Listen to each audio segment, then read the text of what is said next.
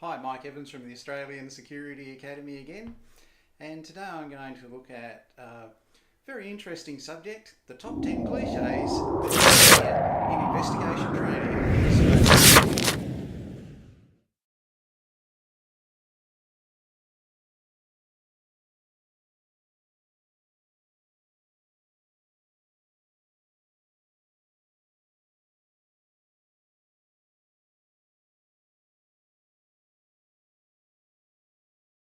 One of the big complaints I often hear about investigation training courses for Certificate 3 in Investigative Services or Certificate 4 in Government Investigation as I travel around the country is, oh yes, we engaged these people years ago and their trainers came along and all they did was tell war stories about being in the police. We didn't learn anything. Well, that's not uncommon. But sometimes there's a bit of value in what they teach in some of those programs. So today I'm going to look at the top 10 cliches you'll hear in investigation training in Australia. We'll start at number 10. In investigation work, if you don't learn something new every day, you're not doing your job properly. And that is true. As an investigator, you'll actually learn 3 new things every day. It makes life really interesting in your work role. Number 9. People do admit to things that they did not do.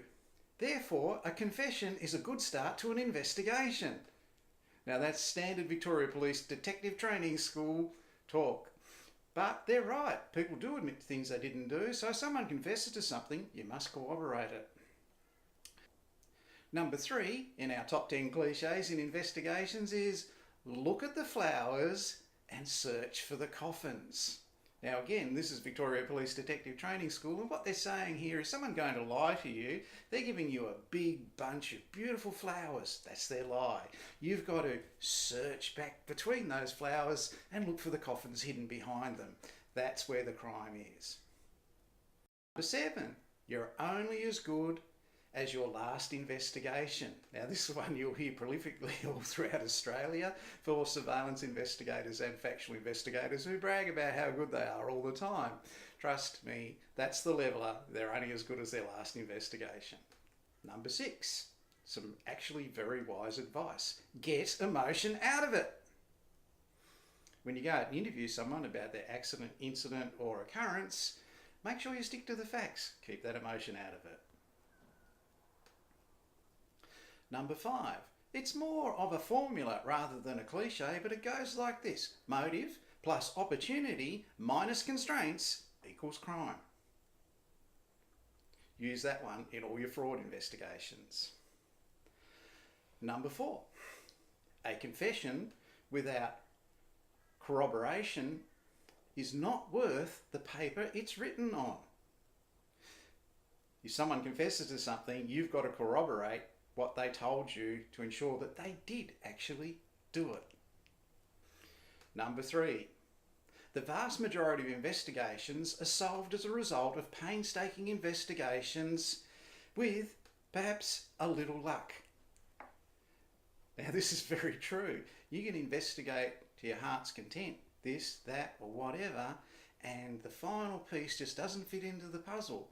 Then one day, just by accident, you meet the right person with that connecting piece, or you see something that matches what you're looking for, you're inspired, there it is, you've had some luck. If you have luck in investigations, you don't have to justify it, just take it. One of my personal favourites, and once again it's straight out of Detective Training School in Victoria, is a failure to seek is a failure to find. A failure to ask is a failure to proceed.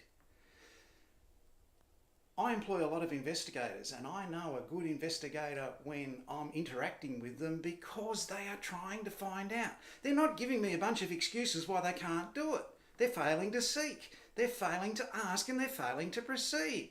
What I want is an investigator that looks for the way in, not for the way out. So keep that one in mind. It's really good advice. Our second last one. The last one, probably the top cliche in investigation training in Australia, is the shortest note outlasts the longest memory. Now you must apply this in your investigation work every day. Make notes of what you do. Finally, there is always one more. And it goes like this. Once again, straight out of Detective Training School in Victoria. Investigations are 99% perspiration and 1% inspiration. So what that means is investigations are hard work, going out, knocking on doors, speaking to witnesses, speaking to subjects, speaking to claimants, speaking to whoever you have to talk to, the HR managers, finding the witnesses who saw it at the time and time has passed since then, and putting together what happened in a factual chronological order. It's hard work 99% of the time, and 1% of the time you'll get that little piece of inspiration that just helps you come to a conclusion on that investigation. And in my next video, I'm going to show you an example of that. I'm Mike Evans from the Australian Security.